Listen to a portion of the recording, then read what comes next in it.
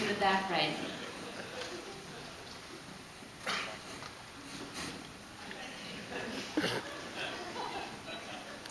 I'm here with my 2 wives. Good for you. That came home from LA with 2 new tattoos.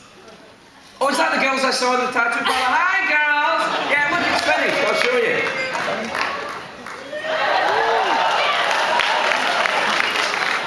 Hey, but I have a real question. What? As someone who's not a citizen, Yeah. I'd like to know what made you become a citizen. Well, okay, this is a wee bit under the title of Some Things Are Not Fun. But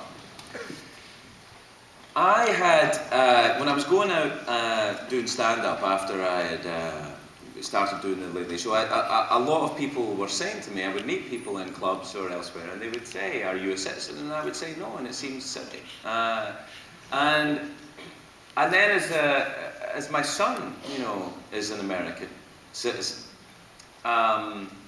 it started to seem more and more important that I be one. And also, I am an American. I have been an American since I was 7 years old. When I saw Neil Armstrong land on the moon, I went, I'm with those guys. I'm going to go with them. Because people I knew were going to the bar. These guys went to the moon! We're not talking about the Jonas Brothers here! The moon!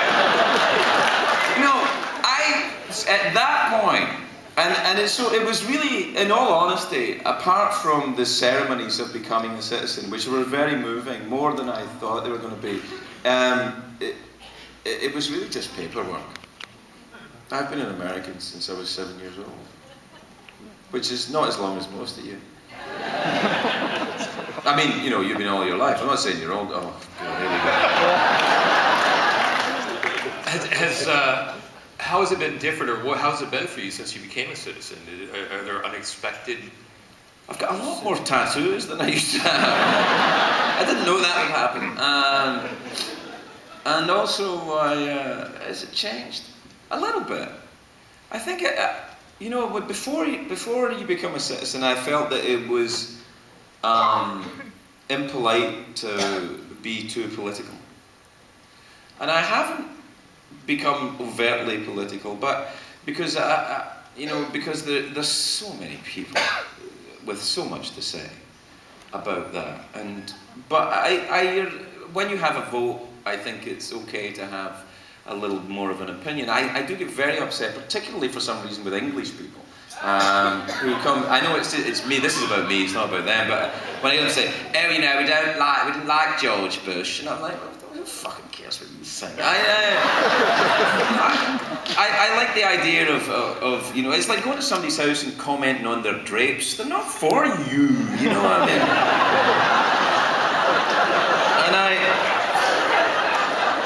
I think when you become a citizen, you're entitled to take part in the great debate that is the United States of America that has been going on for a long time. It's a debate. And I believe very strongly, this is why I became a citizen too, is that this country is a revolution. It is and remains a revolution. I was in New York last week.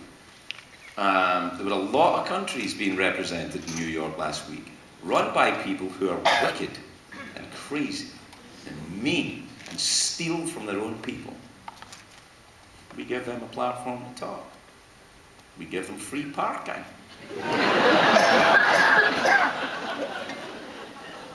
And we should, because it's important. Some things are not funny. And it really, I really mean it. This is post-enlightenment. And most of the world isn't. Most of the world is not in a post-enlightenment state. And this country is, and we have to keep on at that. We have to continue the American Revolution, and that only continues in the United States of America. Argument, debate, fierce argument and debate. And I like that. I don't like being in it a lot of the time because people get so loud.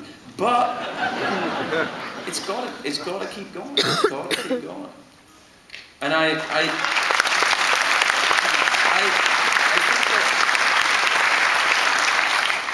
that, you know, I do think though, and this may be somewhat controversial, I do think that the UN should be moved to Reno.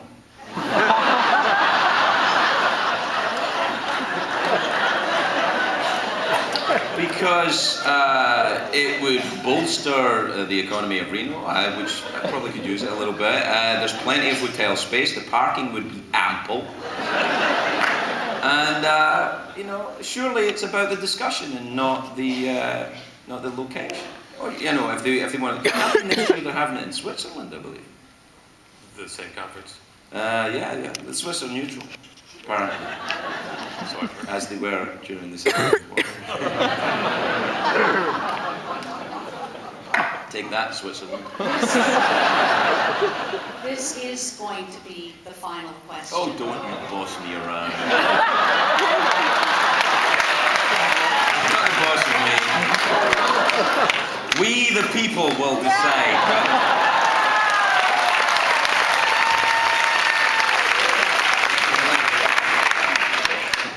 I'm only kidding. This is the last question. This won't be a question. I just want to thank you so much for coming here this evening and for all of the work that you do in making it look easy to really be yourself and speak the truth, which sometimes is very conflicting and complicated, and I can't thank you enough. Good. On behalf of this audience and CES,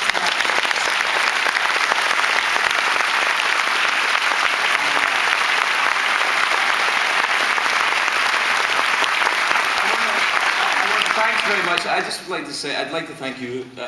I just want to say before that we go that that's very nice what you said about, you know, the truth being complicated. And for me it is. And I go backwards and forwards on a lot of things. And if I've offended you in any way as an individual tonight, I'm sorry, but don't bring it to me. Talk to a friend about it.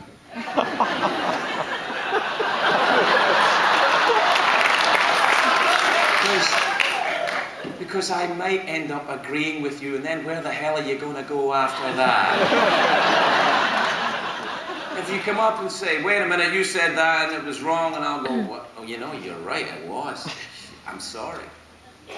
Or I might not. Either way, I don't know that it'll work.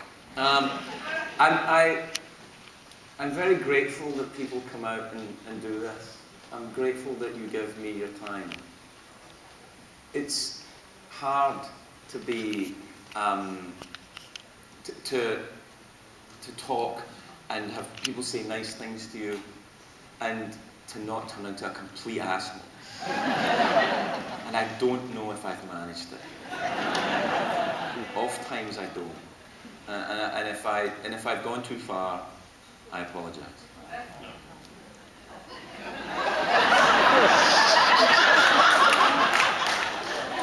Oh wait, no I don't. It is complicated, you're right. I want to be your friend, but I can't agree with everything. I can't agree with everybody, I'm sorry. Well, I don't know that we're asking that of you. And Oh, you know you did. And